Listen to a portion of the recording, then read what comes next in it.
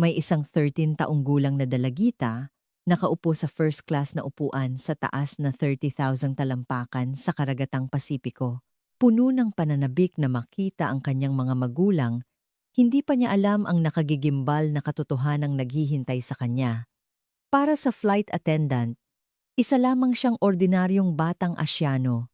Ginamit niya ang amoy ng kanyang baon bilang dahilan para magpakawala ng mga hayagang insulto. Nagkunwari pa siyang itatabig ang isang tasa ng instant noodles sa ibabaw ng ulo ng bata para tuyain ito.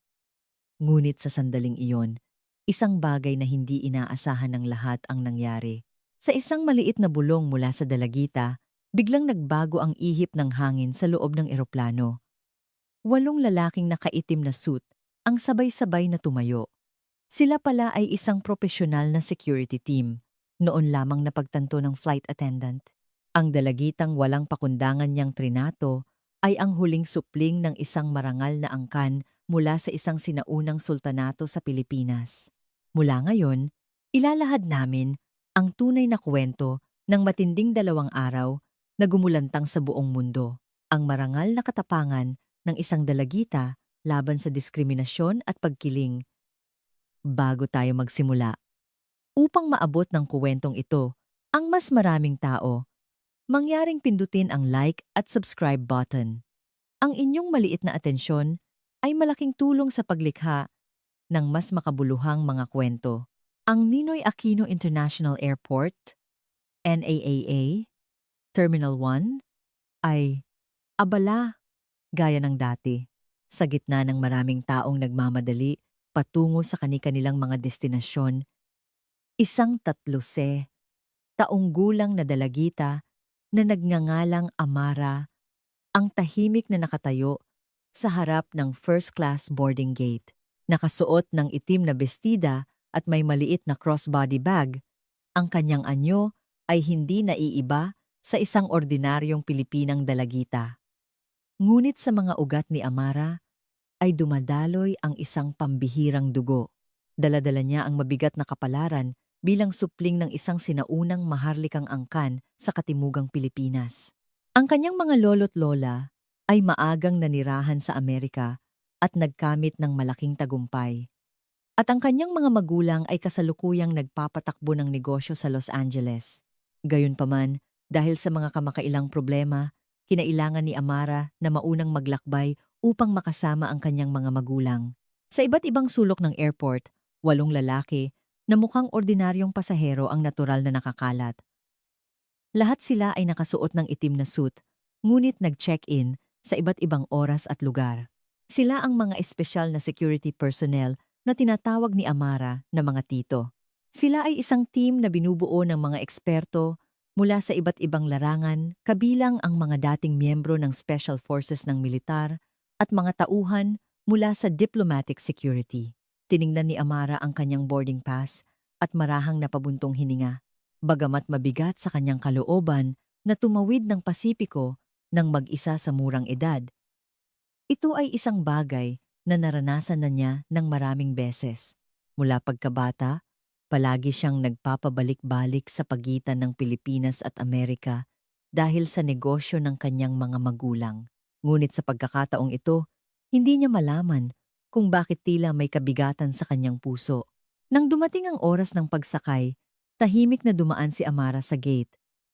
Sinalubong siya ng maligayang ngiti ng mga flight attendant at iginiya sa kanyang upuan sa first class. Habang kinakabit ang kanyang seatbelt, tumingin si Amara sa labas ng bintana. Malapit na siyang lumipad sa himpapawid patungo sa lugar kung saan naghihintay ang kanyang ama at ina. Sa loob ng eroplano, may iba't ibang nasyonalidad ng mga pasahero. May mga nasa katanghaliang gulang na lalaki na tila may business trip, mga pamilyang mukhang magbabakasyon, at mga pasaherong nag-iisa sa paglalakbay. Tulad ni Amara, lahat sila ay patungo sa iisang destinasyon para sa kani-kanilang mga dahilan. Kinuha ni Amara ang isang maliit na baunan mula sa kanyang bag at inilagay ito sa kanyang kandungan.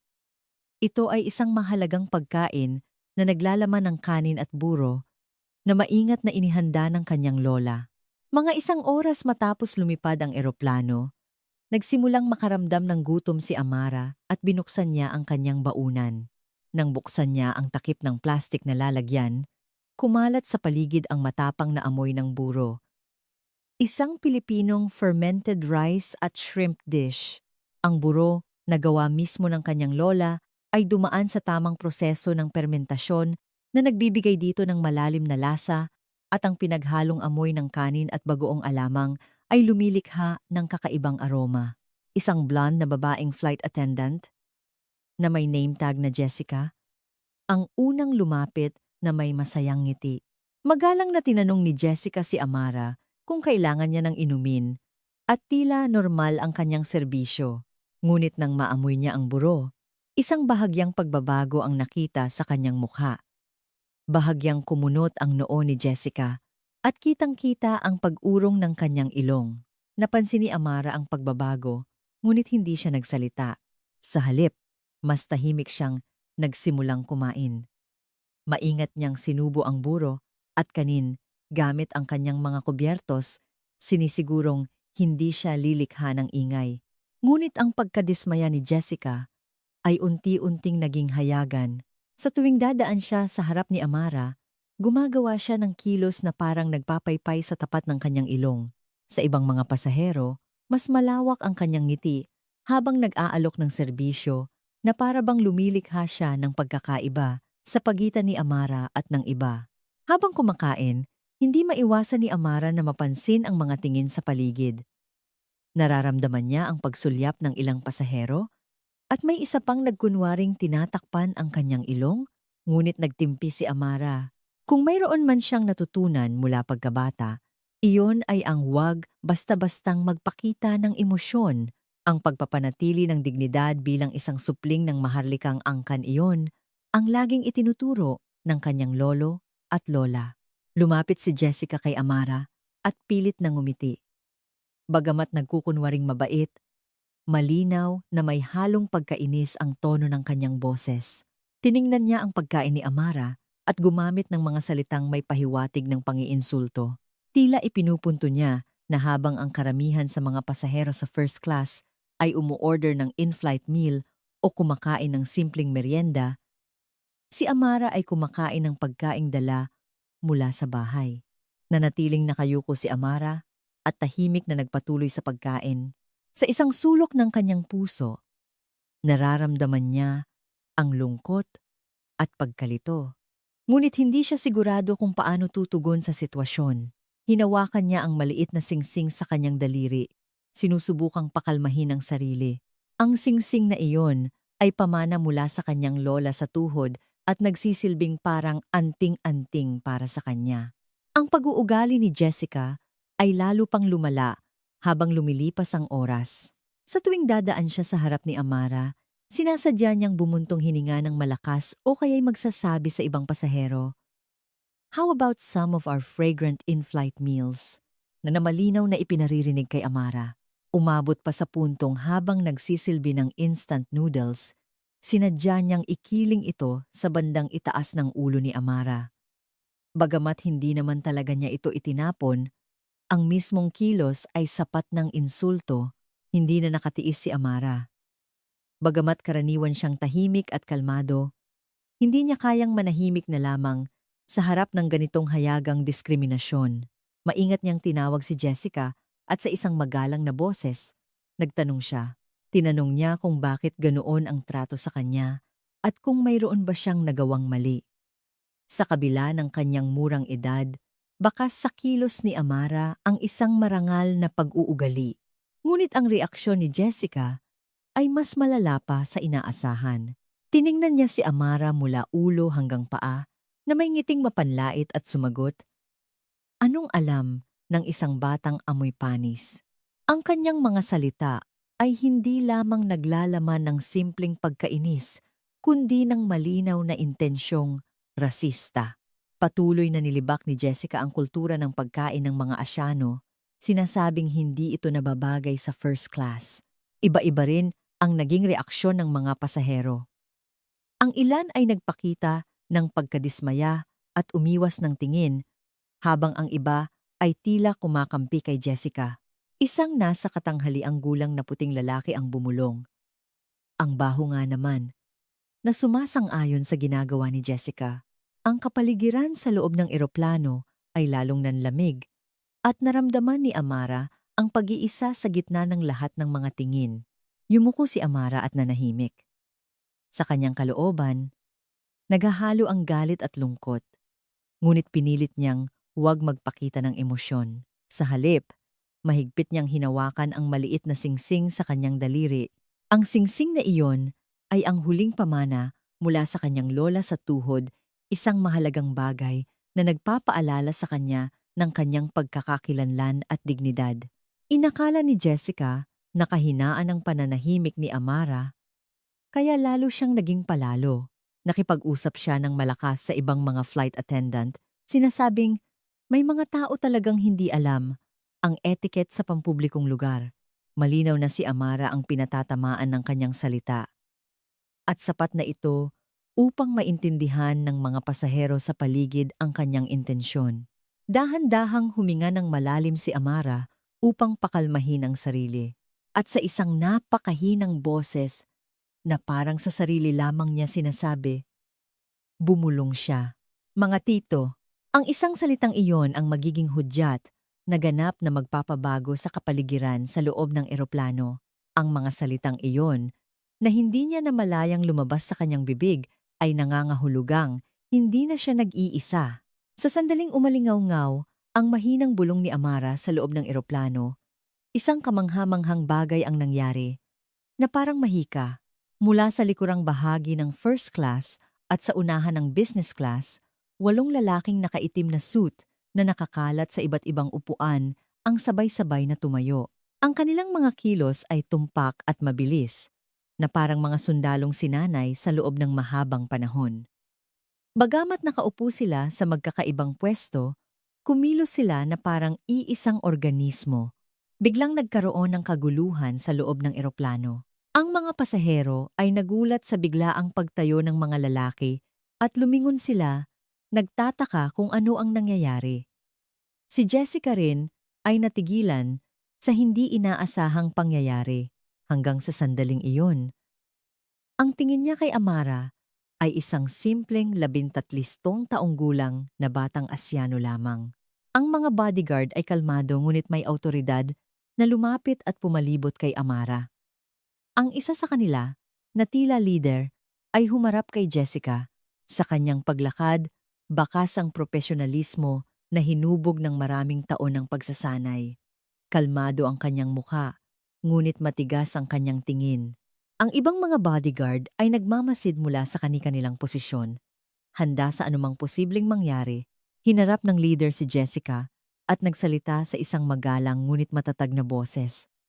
Ang diskriminasyon batay sa lahi at pisikal na pananakot sa isang pampublikong lugar ay labag sa internasyonal na batas. Idodokumento namin ang pangyayaring ito. Ang kanyang mga salita ay hindi pananakot, kundi isang malamig na paglalahad ng katotohanan. Kasabay nito, tahimik na inilabas ng isa pang bodyguard ang kanyang cellphone at nagsimulang mag-record. Si Jessica ay tuluyan ng nataranta. Noon niya napagtanto na ang batang inakala niyang simpleng Asyano lamang ay may kasamang profesional na security team at may pambihirang katayuan. Namutla ang kanyang mukha at hindi niya maihabi ng maayos ang kanyang mga salita. Ako, amoy lang naman kasi. Sinubukan niyang magpaliwanag, ngunit huli na ang lahat. Ang ibang mga pasahero ay nagpakita rin ng iba't ibang reaksyon habang pinapanood ang eksena. Maging ang mga pasaherong unay na asiwa sa amoy ng baon ni Amara ay nagsimulang makita na ang ginawa ni Jessica ay isang malinaw na diskriminasyon. Isang nasa katanghaliang gulang na babae ang nagsalita ng malakas. Sobra naman yan. Paano ninyo nagawa yan sa isang bata? Magalang ding nagpaliwanag ang mga bodyguard sa mga pasahero. Hindi po kayo ang aming kinukuhanan ng video. Nire-record lamang po namin ang aktong ito ng diskriminasyon upang maisagawa ang nararapat na hakbang. Dahil sa mga salitang iyon, nakahinga ng maluwag ang mga pasahero at nagsimulang mabuo ang isang kapaligiran ng suporta para kay Amara. Ilang pasahero ang nagsimulang pumalakpak at may mga sumigaw ng, "Tama yan." Ganap na nagbago ang kapaligiran sa loob ng eroplano. Ang mga pasaherong noong una ay naguguluhan ay unti-unting naunawaan ang sitwasyon at nabuo ang isang pakikiisa para kay Amara. Isang babae na nakaupo malapit sa bintana ang sumigaw ng malakas. "That's too much. Are you discriminating against her because she's Asian?" Umalingaw-ngaw ang kanyang boses sa buong cabin at isa-isang tumango ang ibang mga pasahero bilang pagsang-ayon. Hindi nagtagal, nagsimulang lumabas ang mga cellphone mula sa iba't ibang upuan. Gustong i-record ng mga pasahero ang sitwasyon at ang ilan ay nagsimula ng kumuha ng video. Ang diskriminasyon ni Jessica, ang pagtugon ng mga bodyguard, at ang reaksyon ng mga pasahero, lahat ay naitala sa real time. Sa panahon ng social media, alam ng lahat kung gaano kalaki ang magiging epekto ng mga ganitong video. Kalmadong nagpaliwanag ang leader ng mga bodyguard sa mga pasahero. "Mga Ginoo at Ginang, hindi po kayo ang aming kinukuhanan. Ang aming layunin ay i-record ang diskriminasyon." Ang kanyang mga salita ay may layuning pakalmahin ang sitwasyon habang ipinapaalam ang kabigatan ng insidente.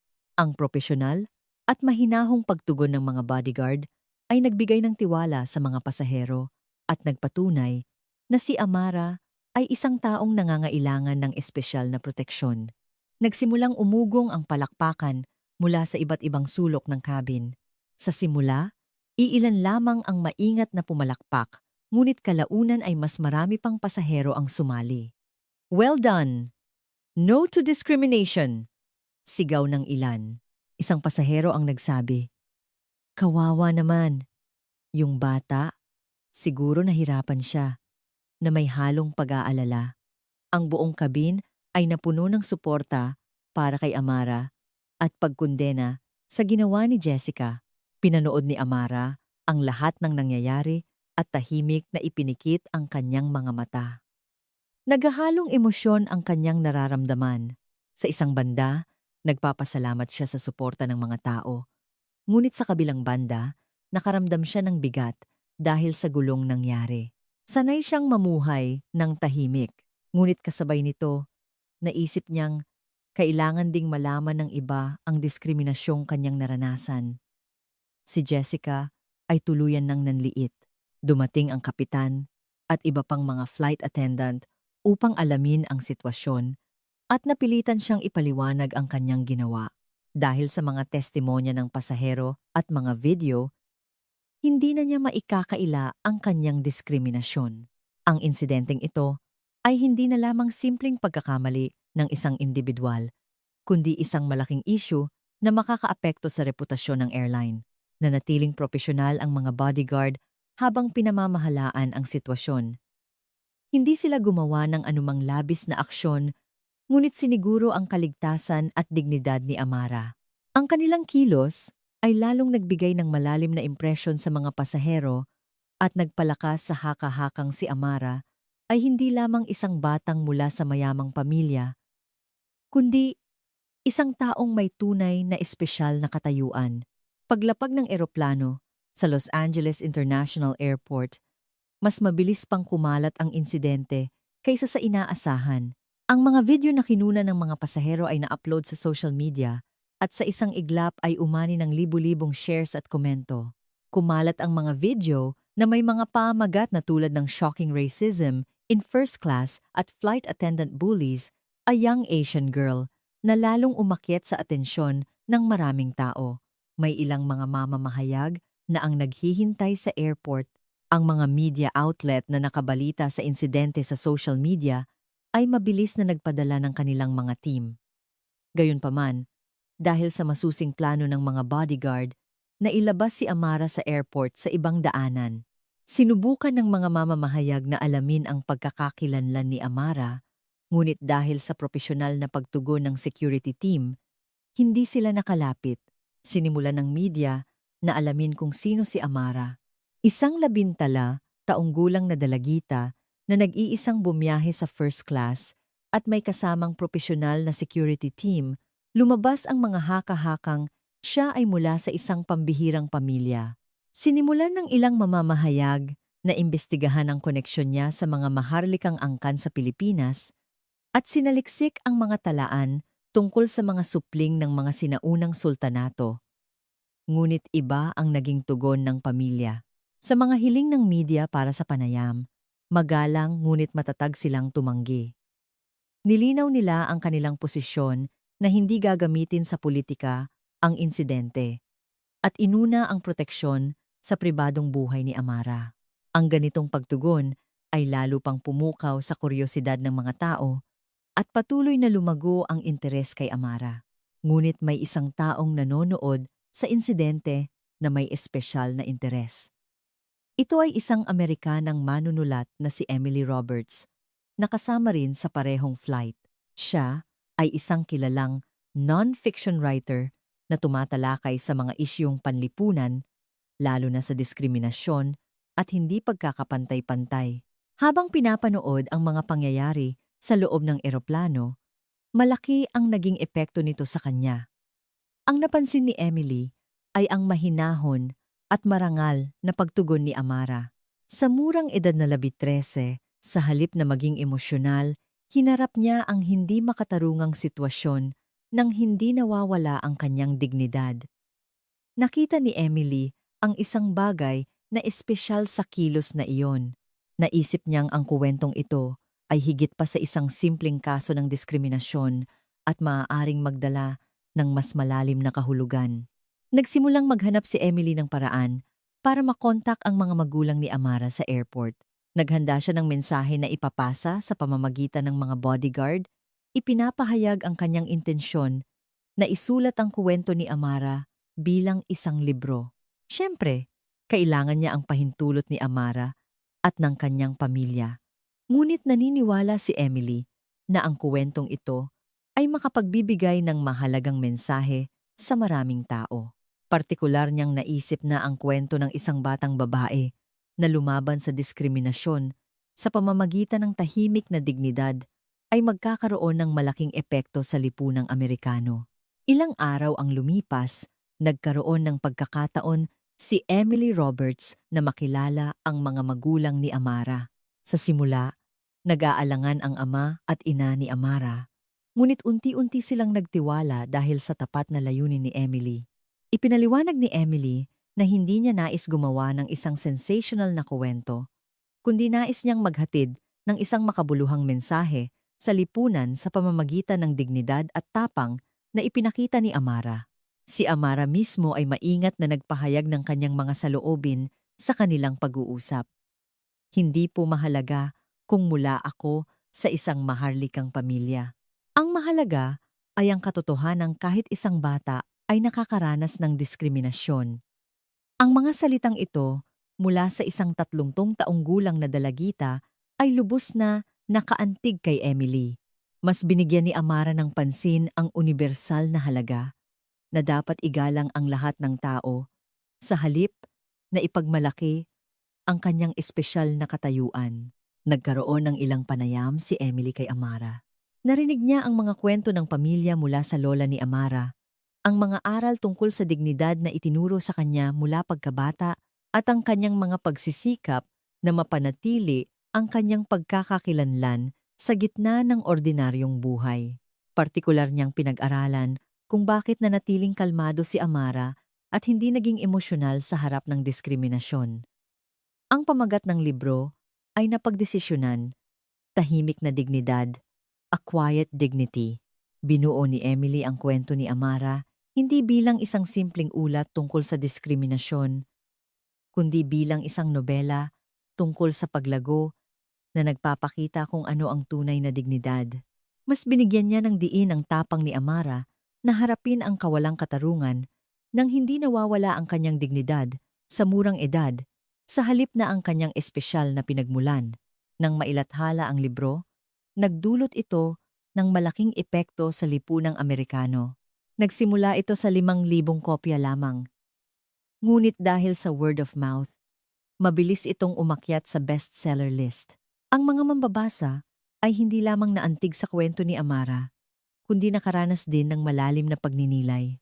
Pinuri ito bilang isang aklat na nag-aalok ng bagong pananaw sa isyu ng diskriminasyon, partikular na tinawag na ang tapang sa likod ng pananahimik ng isang batang Asyano. Napansin din ng media ang libro. Si Emily ay naging panauhin sa iba't ibang talk shows upang ibahagi ang kuwento ni Amara. At maraming paaralan ang nagrekomenda nito bilang required reading. Ang marangal na pagtugon ni Amara ay itinuring na isang bagong paraan ng paglaban sa diskriminasyon. Ngunit ang pinakamahalaga ay ang katotohanang dahil sa aklat na ito, muling napag-isipan ng mga tao ang mga maliliit na diskriminasyon sa kanilang pang-araw-araw na buhay. Napagnilayan ng mga mambabasa ang mga pagkiling na hindi nila namamalayan at naging pagkakataong ito upang seryosong pag-isipan kung paano igalang ang isa't isa sa isang multicultural na lipunan. Ang tahimik ngunit matatag na paninindigan ni Amara ay nakaantig sa puso ng maraming tao. Ilang buwan ang lumipas, muling sumakay si Amara sa eroplano upang tawirin ang Pasipiko. Matapos makasama ang kanyang mga magulang, babalik na siya sa Maynila kung saan naghihintay ang kanyang lola. Ngunit ang biyaheng ito ay mayroon ng ibang kahulugan. Dahil sa pagiging bestseller ng librong Tahimik na Dignidad, kumalat na ang kuwento ni Amara sa buong mundo. Isinalin ito sa iba't ibang wika at ginamit bilang materyal sa edukasyon tungkol sa diskriminasyon sa maraming bansa. Ngunit nanatiling tahimik at mapagkumbaba si Amara. Hindi niya inisip na naging espesyal siyang tao dahil lamang sa naging sikat siya. Habang nag-iisang nakaupo sa first class, muling inilabas ni Amara ang baunan na inihanda ng kanyang lola. Naglalaman pa rin ito ng kanin at buro. At kumalat sa paligid ang pamilyar na amoy. Ngunit sa pagkakataong ito, iba na ang sitwasyon. Tiningnan siya ng mga pasahero sa paligid ng may kuryosidad. Ngunit ang kanilang mga tingin ay may kasamang paggalang at interes. Isang batang puti, mga 10 taong gulang, na nakaupo sa tabi niya ang lumapit. Tiningnan niya ang baunan ni Amara na may purong kuryosidad sa kanyang mga mata at nagtanong, "What's that?" Walang anumang pagkiling sa boses ng bata. Tanging purong pagtataka sa isang bagong bagay. Ngumiti si Amara at sumagot, "This is buro. It's a Filipino food. Do you want to try?" Sa kabila ng masakit na karanasang pinagdaanan niya ilang buwan na ang nakalipas, mayroon pa ring tapang si Amara na buksan ang kanyang puso sa iba. Masayang tumango ang bata at maingat na inabutan siya ni Amara ng isang maliit na subo. Nang matikman ng bata ang buro at sinabing, "It's yummy!" Napangiti rin ang mga pasahero sa paligid. Nagpasalamat ang ina ng bata kay Amara at natural na nagsimula ang isang pag-uusap tungkol sa kulturang Pilipino. Ang mga flight attendant din ay nagpakita ng ibang-ibang pag-uugali. Magalang nilang trinato si Amara at nagpakita ng interes sa pagkaing Pilipino. Isang flight attendant ang nagtanong tungkol sa buro at masaya namang nagpaliwanag si Amara. Ang buong kabin ay napuno ng isang mainit na kapaligiran ng pag-unawa at paggalang sa iba't ibang kultura. Tumingin si Amara sa labas ng bintana at tahimik na ngumiti. Naisip niyang ang masakit na karanasang iyon ay naging isang maliit na hakbang tungo sa paglikha ng isang mas mabuting mundo. Alam niyang ang kanyang kuwento ay nagbigay sa maraming tao ng pagkakataong muling pag-isipan ang tungkol sa diskriminasyon at nakatulong sa pag-unawa sa iba't ibang kultura. Lumilipad ang eroplano sa ibabaw ng karagatang Pasipiko at sa kanyang isip, binati niya ang kanyang lola. Malapit na siyang mayakap ng kanyang lola at maikukuwento na niya ang lahat ng nangyari. At tiyak na ipagmamalaki ng kanyang lola ang dignidad na ipinakita ni Amara. Ang tunay na dignidad ay hindi tungkol sa pagtalo sa iba, kundi tungkol sa pagpapaintindi at pagbabago sa kanila, isang katotohanang ngayon ay malinaw na alam ni Amara. Sinubaybayan ninyo ang kuwento ni Amara. Ito ang tala ng tahimik na dignidad na ipinakita ng isang 12 taong gulang na dalagita sa harap ng diskriminasyon at ang kamangha-manghang pagbabagong idinulot nito sa mundo. Sa huling sandali sa eroplano, nang ngumiti si Amara at nagsabing, Gusto mo tikman? Doon natin napagtanto. Ang tunay na tagumpay ay hindi ang pagpapasuko sa kalaban, kundi ang pagpapaintindi sa kanila. Ilang buwan lang ang nakalipas, ang pagkain na dating naging dahilan ng pang-iinsulto ay naging sentro na ngayon ng kuryosidad at interes. Ang nagpabagsak sa pader ng diskriminasyon ay hindi galit o paghihiganti. Ito ay ang di nagbabagong dignidad at ang paggalang sa sarili na hindi sumusuko. Ang kuwento ni Amara ay nagtatanong sa atin, naranasan o nasaksihan mo na ba ang maliliit na diskriminasyon sa iyong pang-araw-araw na buhay? Paano ka tumugon? Kaya mo bang magpakita ng marangal na tapang tulad ni Amara? Kung nakaantig sa inyong puso ang kwentong ito, mangyaring suportahan kami sa pamamagitan ng pagpindot sa like button. At kung magsusubscribe kayo at i-on ang notifications, patuloy ninyong masusubaybayan ang mas makabuluhang mga kwento. Sa comment section, malaya ninyong ibahagi ang inyong sariling karanasan sa pagharap sa diskriminasyon o ang inyong mga saloobin matapos mapanood ang video na ito. Sa pamamagitan ng pagbabahagi ng ating mga kwento, makakalikha tayo ng isang mas mabuting mundo. Hanggang sa susunod na pagkikita na may isa na namang kuwentong nakaaantig ng puso. Maraming salamat sa inyong panonood.